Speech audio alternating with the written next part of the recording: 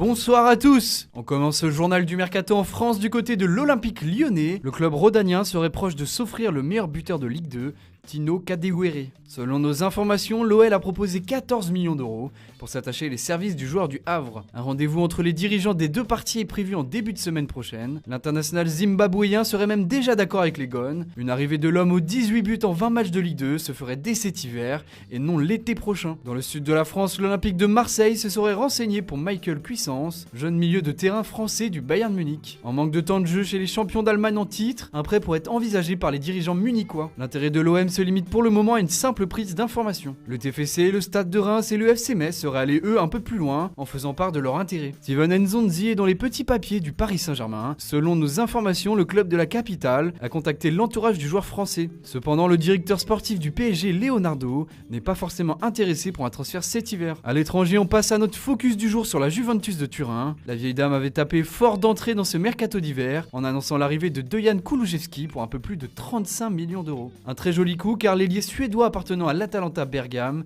se révèle à Parme où il est prêté cette saison. Cependant, Kulusevski arrivera seulement l'été prochain à Turin. Toujours dans le sens des arrivées, un échange Ivan Rakitic-Federico Bernardeschi pourrait avoir lieu.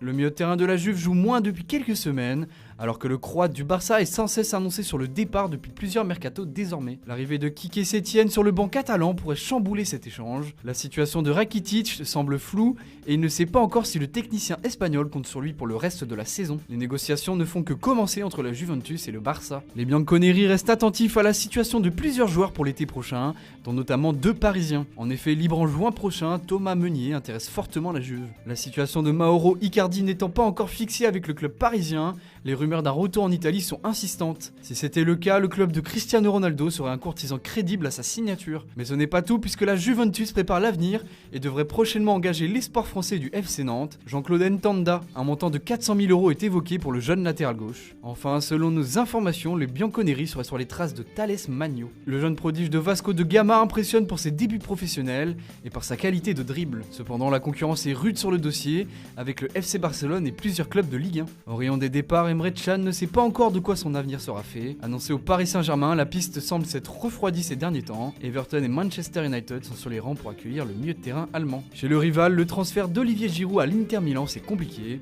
Alors qu'un accord sur un transfert de 4,5 millions d'euros avait été trouvé avec Chelsea, un ultime rebondissement pourrait faire capoter l'affaire. Le dossier de l'international français dépendait de l'échange entre l'AS Roma et le club milanais pour Matteo Politano et Leonardo Spinazzola. La transaction ayant échoué, les dirigeants italiens cherchent une solution. Un prêt de Politano pourrait débloquer l'arrivée de Giroud. Affaire à suivre donc. Paco Alcácer pourrait revenir en Espagne et quitter le Borussia Dortmund.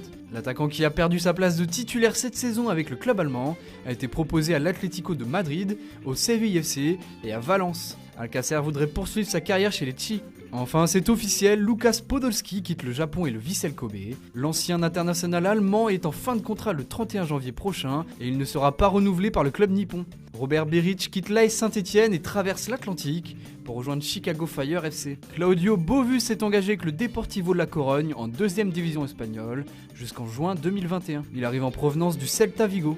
Voilà, c'est tout pour aujourd'hui. Rendez-vous dès demain matin pour de nouvelles vidéos sur Foot Mercato.